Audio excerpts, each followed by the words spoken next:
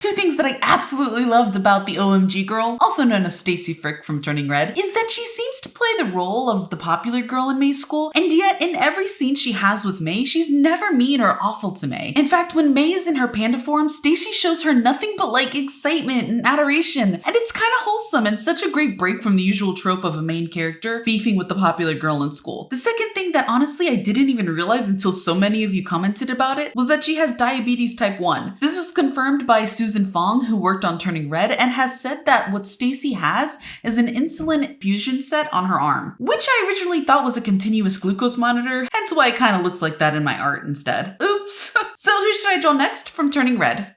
I have no real reason for drawing the goth girl from Turning Red, other than the fact that I thought she was cute. And that's reason enough, right? Also, I tried looking for this character's actual name and couldn't find anything. So I'll just be calling her Goth Girl. But if you know her name, leave a comment and let me know. I definitely loved Goth Girl's look, mostly because I related to it a lot, since I often dressed in goth/emo/scene type clothing during middle school and high school. The only thing I really feel like I messed up on though was her hairstyle. She came out looking way too much like the goth version of Stephanie from that one early 2000s kids show called Lazy Town. You know what I'm talking about? But I still like the end result. So who should I draw next from Turning Red? The emo boy, also known as Carter Murphy-Mayhew, is up next. This dude briefly became one of Mei's crushes that kinda sorta happened randomly. Also, even though he's officially recognized as the emo boy, this movie is set in 2002. Was emo a thing in 2002? Genuinely asking because around the 2002 time, goth and punk was pretty much the only two alternative sort of styles, fashion-wise. Also not to be confused with emo music, which apparently started in the 1980s. But basically, by about 2004 or so is when it felt like emo style really took off, with the success of a lot of modern emo punk bands like Jimmy Eat World and Dashboard Confessional. So maybe Carter was just ahead of the trend? Or maybe it's just a movie and it doesn't matter. So what do you think? And who should I draw next from Turning Red?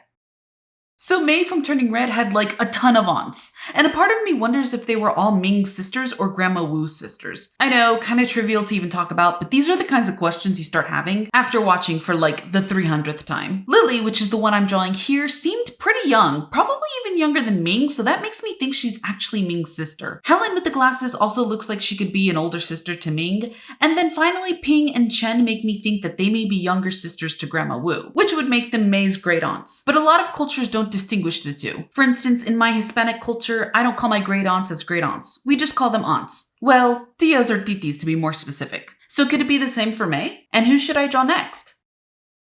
In Turning Red, Tyler describes Mei's mom as psycho, a really strong term that he clearly uses to get a rise out of Mei at the time. But there are moments where Mei's mom, Ming, does act rather intensely and perhaps irrationally. And this sort of behavior can sometimes be unsettling without knowing the why. And it's most likely generational trauma. Generational trauma being a traumatic childhood experience. Then this person's experiences as a kid impact their decisions as an adult. And I have no doubt that this stems from Ming's own mother, Grandma Wu. But that doesn't make her the villain, because I'm sure Grandma Wu may have also dealt a lot with her own mom, and on goes the chain of generational trauma. And Mei is here to put an end to that. But what do you think? Here's Grandma Wu, and who should I draw next?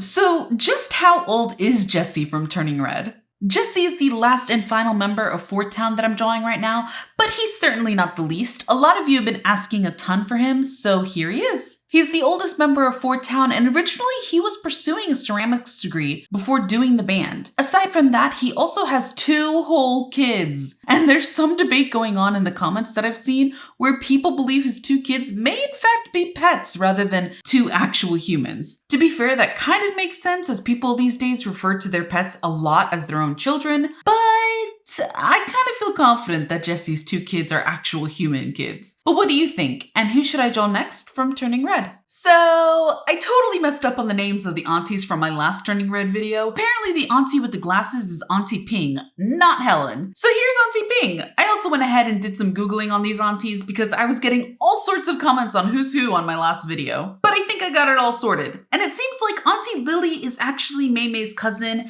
and Auntie Helen is Lily's mother, which makes Helen the sister of Ming, and then the other 2, Ping and Chen, are also Ming's sisters. Or Grandma Wu's sisters? Are you confused yet? Because I am. And that's all assuming that my source is correct. And these days, who knows? But I love drawing Auntie Ping and absolutely love her glasses. So who should I draw next from Turning Red?